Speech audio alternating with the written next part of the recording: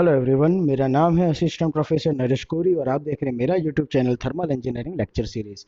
दोस्तों, power plant engineering के unit 7 के लेक्चर नंबर 3 की तरफ चलेंगे, जो कि हमारा लास्ट लेक्चर है। और मैं आज आप लोगों को वो टॉपिक पढ़ाने वाला हूं जो प्रैक्टिकली थर्मल पावर प्लांट के अंदर काफ़ी इंपॉर्टेंट रोल रखता है। उसके पहले मैं आप लोगों को कंपैरिजन पढ़ाने वाला हूँ, जो कि लास्ट लेक्चर में मैंने आपको बताया था नेचुरल ड्राफ्ट कूलिंग टावर और फोर्स्ड ड्राफ्ट कूलिंग टावर का। तो सबसे पहले मैं आप लोगों को उसके कंपैरिजन के बारे में बताता हूँ। थोड़े बेसिक फैक्टर्स क्या क्या होते हैं नेचुरल ड्राफ्ट और फोर्स्ड ड्राफ्ट कूलिंग टावर के। तो सबसे पहला, size and shape. Natural draft cooling tower जो होता है, it may be around 125 metre height and 100 metre in diameter and it has an hyperbolic shape. ये हाइपरबोलिक शेप आप लोगों को अगर देखना हो अपने जैसे अहमदाबाद के अंदर टोरेंट का जो थर्मल पावर प्लांट है, ठीक है, वहाँ पर जो बड़े बड़े टावर्स बनाए गए हैं वो हाइपरबोलिक शेप के टावर है, जो कि आपके नेचुरल ड्राफ्ट कूलिंग टावर है। वो आप लोगों के लिए एक फिजिकल बेस्ट एग्जांपल होगा हाइपरबोलिक कूलिंग टावर को समझने के लिए। सामने फोर्स्ड ड्राफ्ट कूलिंग टावर किस तरह से होते हैं, तो वो 15 मीटर हाइट के होते हैं and thousands of metres in length and has long rectangular box shape. Box shape का होता है, रेक्टेंगुलर शेप का, और उसका लेंथ जो होती है वो काफ़ी हाई होती है। यहाँ पर हमारे पास में 125 मीटर की हाइट है, ठीक है, और 100 मीटर का डायमीटर है, क्योंकि ये हाइपरबोलिक शेप है। लेकिन फोर्स्ड ड्राफ्ट कूलिंग टावर के अंदर क्या होता है, तो thousands of metre in length. Rectangular shape है मतलब कि लेंथ आएगी तो मीटर उसका 1000 मीटर से भी ज़्यादा की लेंथ के आप लोगों के फोर्स्ड ड्राफ्ट कूलिंग टावर बनाए जाते हैं। उसी तरह से इनिशियल कॉस्ट, तो नेचुरल ड्राफ्ट की initial cost will be initially high.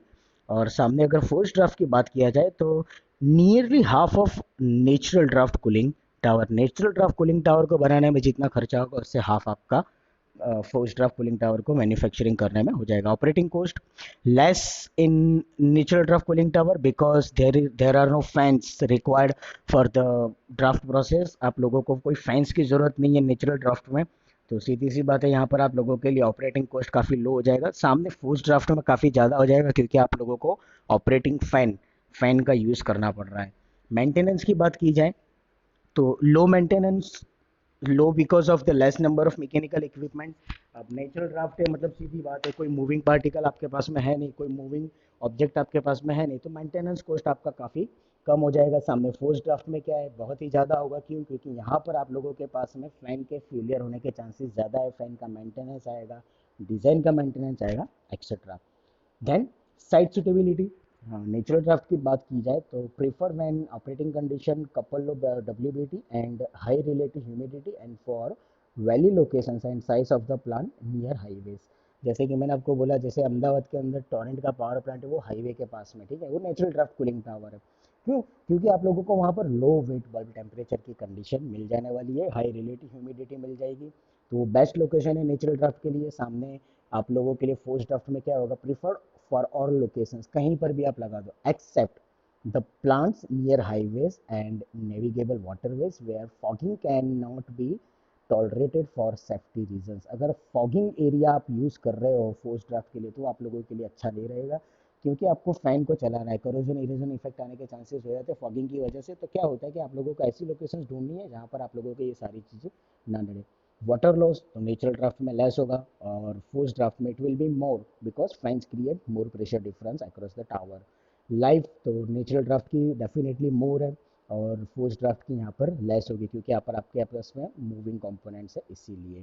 तो ये कंपैरिजन था नेचुरल ड्राफ्ट और मैकेनिकल ड्राफ्ट यानी कि फोर्स ड्राफ्ट कूलिंग टावर के बीच में। अब हमारा नेक्स्ट टॉपिक है, काफ़ी इंपॉर्टेंट है, कूलिंग पॉइंट। वैसे तो ये टॉपिक जीटीयू के अंदर आया नहीं है, लेकिन प्रैक्टिकली अगर देखा जाए तो कूलिंग पॉइंट हमारे लिए मैकेनिकल इंजीनियर के लिए काफ़ी इंपॉर्टेंट टॉपिक है। सबसे पहले मैं आपको बताऊँ कूलिंग पॉइंट क्या होता है। The cooling point is one of the simplest method of cooling the condensed water. हमारा जो कंडेंसर में वाटर होता है उसको ठंडा करने के लिए या स्टोर ठंडे वाटर को, कंडेंसर के अंदर जो भी आप लोगों ने स्टीम से हीट ट्रांसफर करने के बाद में जो वाटर आया उसको ठंडा करने के लिए आप लोगों ने जो लोकेशन बनाई है, ठीक है, ताकि आप लोग कूलिंग टावर के अंदर देखो, कूलिंग टावर के अंदर हम लोग बेसिकली ये करते थे कि कंडेंसर से जो भी आपका वाटर आ रहा है, कंडेंसर के अंदर क्या होता है, तो हाई प्रेशर स्टीम के साथ में वो हीट ट्रांसफर करता है और उस वाटर का टेम्परेचर काफ़ी हाई हो जाता है, ठीक है। ये हमारे लिए कंडेंसर का मेन फंक्शन था, ठीक है। तो कंडेंसर के अंदर जो आपका पानी स्टीम के साथ में हीट ट्रांसफर करने के बाद में हाई टेम्परेचर पे जा रहा है, वो कूलिंग टावर के अंदर आकर के ठंडा होता है, क्योंकि हम लोग एटमॉस्फेरिक एयर उसमें से पास आउट करवाते हैं। और वो जो एटमॉस्फेरिक एयर पास कराने की वजह से उसका टेम्परेचर कम हो रहा है आपके कंडेंस्ड वाटर का, उस वाटर को फिर हम लोग जहाँ पर स्टोर करते हैं उसको बोलते हैं कूलिंग पॉन्ड। तो बेसिकली तीन टाइप के कूलिंग पॉन्ड है: natural and directed flow cooling pond, single deck and double deck cooling pond, and the last one is open and lower fines cooling pond. तो सबसे पहले मैं आप लोगों को natural and directed flow cooling pond के बारे में समझाता हूँ। Natural flow cooling pond, hot water coming out from the condenser is just allowed to flow into the pond. आप देख सकते हो फिगर में, यहाँ से आप लोगों का कंडेंसर में से हॉट वाटर आएगा जो कि सीधा आपके कूलिंग पॉन्ड के अंदर स्टोर हो जाएगा। अब कूलिंग पॉन्ड के अंदर क्या हो जाए, heat is transfer to atmosphere by convection. यहाँ पर हम लोगों को क्या है, ये जो आपका कूलिंग पॉन्ड होगा ये आप लोगों के एटमॉस्फेरिक एयर के साथ में कांटेक्ट में होगा। मतलब नेचुरल कन्वेक्शन प्रोसेस जिसको बोलते हैं वो यहाँ पर होने वाली है।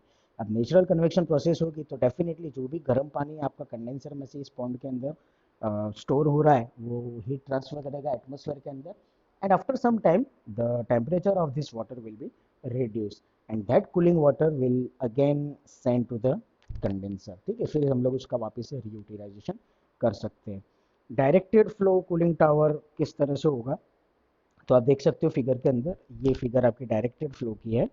डायरेक्टेड फ्लो के अंदर क्या होगा कि हॉट वाटर जो है वो आप लोगों का कंडेंसर कूलिंग टावर के अंदर जाएगा। Directed flow cooling point, it's cooling effect is more than the non directed flow. ठीक है, नॉन डायरेक्टेड फ्लो से ज़्यादा होगा। ऊपर जो नेचुरल फ्लो देखा वो नॉन डायरेक्टेड फ्लो था, यहाँ पर आप लोगों के पास में डायरेक्टेड फ्लो है। ठीक है, हमको करना क्या है कि हम हमारे कूलिंग पॉइंट के अंदर हमारे गर्म पानी को सर्कुलेट कराएंगे। The hot water coming out from the condenser enters the middle channel, मतलब कि ये सेंटर की चैनल पर आपका गर्म पानी कंडेंसर में से फ्लो होगा। ठीक है, reaching far and divides into two currents, और अकॉर्डिंग टू फिगर यहाँ पर सेंटर में आने के बाद आपका जो हॉट वाटर होगा कंडेंसर का वो दो पार्ट में डिवाइड हो जाएगा, एक यहाँ पर और दूसरा यहाँ पर। ठीक है, इस तरह से दो पार्ट में आपका पानी डिवाइड हो जाएगा and being directed by the baffle valve. आप लोगों को मैंने हीट एक्सचेंजर में बैफल प्लेट्स के बारे में बताया था, जो ट्यूब्स के मंडल को स्टेडी रखने के लिए होता है, उसको सपोर्ट करने के लिए होता है। इसी तरह से यहाँ पर बैफल वॉल्व्स होती है। इसकी वजह से क्या होगा कि जो भी पानी आपका अंदर आ रहा है वो उस वॉल्व्स की डायरेक्शन के रिस्पेक्ट में ही मूवमेंट करेगा, so as to traverse the pond several times before uniting at the intake point। ताकि क्या होगा कि आपका जो पानी होगा वो मैक्सिमम सर्कुलेट होगा, मैक्सिमम हीट ट्रांसफर करेगा, और फिर हम लोग उसको वापस से कंडेंसर के अंदर यूज कर सकते हैं। तो ये डायरेक्टेड फ्लो कूलिंग पॉइंट का फंक्शन था।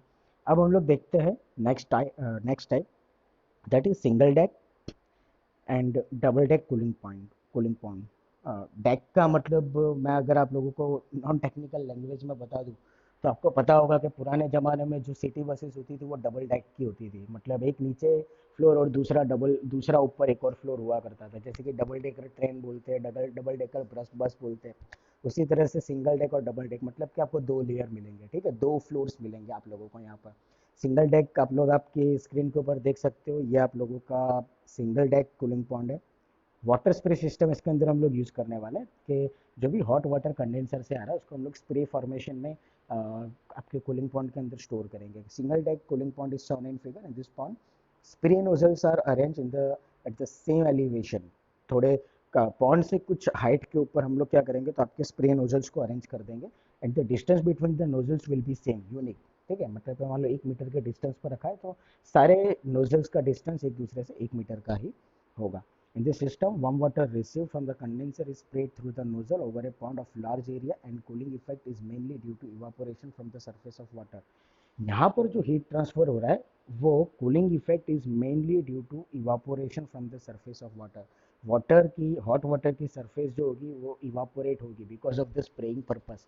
नोजल में से जब आप लोगों का पानी निकलता है definitely at that time the pressure of that water is too much high, because of this latent heat will be reduced। latent heat क्या हो जाएगी आपकी, reduce हो जाएगी। और latent heat reduce होने की वजह से क्या होता है कि heat energy lost होती है।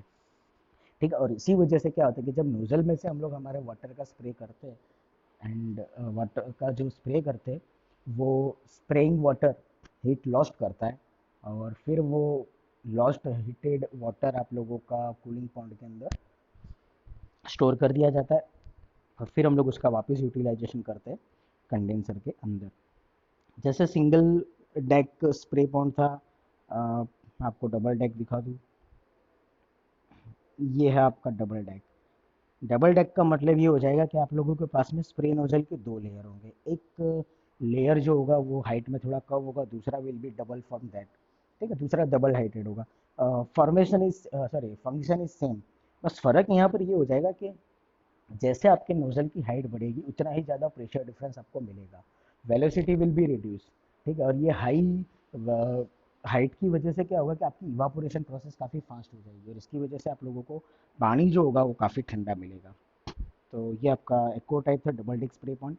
And the last one is open and lower fans. मैंने आपको लोअर का मतलब तो समझाया था, ये आप देख सकते हैं, ये लोअर फैंस है। ठीक है, आप देख सकते हो स्क्रीन के ऊपर, ये आपकी लोअर फैंस है। और इसका फंक्शन मैंने आपको बताया था कंडेंसर के अंदर, कि बेसिकली ये लोअर फैंस किस लिए होती है। तो एक काफ़ी इजी मूवमेंट वाली डिवाइस होती है सेंटर में, और जैसे सीसो होता है ना, दो तरफ दो इंसान बैठते हैं और फिर उसको हम लोग मूवमेंट देते हैं, बिल्कुल लोअर फैंस इसी तरह से होती है। कि इसमें क्या होता है कि लोअर फैंस में से हम लोग क्या करेंगे, तो आप या तो एटमॉस्फेरिक एयर को पास आउट करवा सकते हो, या तो फिर वाटर का कितना मैनेजमेंट आपको करना है वो उसके बेस पर आप कर सकते हो। तो spray pond discussed about single deck and double deck में भी ओपन टाइप और विथ लोअर फैंस। यहाँ पर आपको लोअर फैंस यूज़ करना है तो आप कर सकते हो इजीली। ठीक है, the draft losses will be more if the wind velocity is high. अगर विंड वेलोसिटी ज़्यादा है तो आप लोगों को ड्राफ्ट लॉसेस मिलेगा। और लोअर फेंस आप लोग देख सकते हो, बाकी फंक्शन आपका सिंगल डेक और डबल डेक की तरह ही है, उसमें कोई चेंजेस है नहीं, बाकी सेम है। ठीक है, और अब मैं आप लोगों को बता दूँ लास्ट पोर्शन है आपके थियरी का, that is the advantages and disadvantages. तो कूलिंग पॉइंट के एडवांटेजेस क्या है, it's initial cost is less. आपका इनिशियल कॉस्ट लेस है इसको मैन्युफैक्चर करने के लिए, डेवलप करने के लिए। Then it is simple in design and arrangement, काफ़ी सिंपल है डिज़ाइन में, अरेंजमेंट में भी काफ़ी सिंपल होता है। तो यही दो मेन एडवांटेज है आपके कूलिंग पॉइंट के, लेकिन डिसएडवांटेजेस कुछ ज़्यादा है। It requires large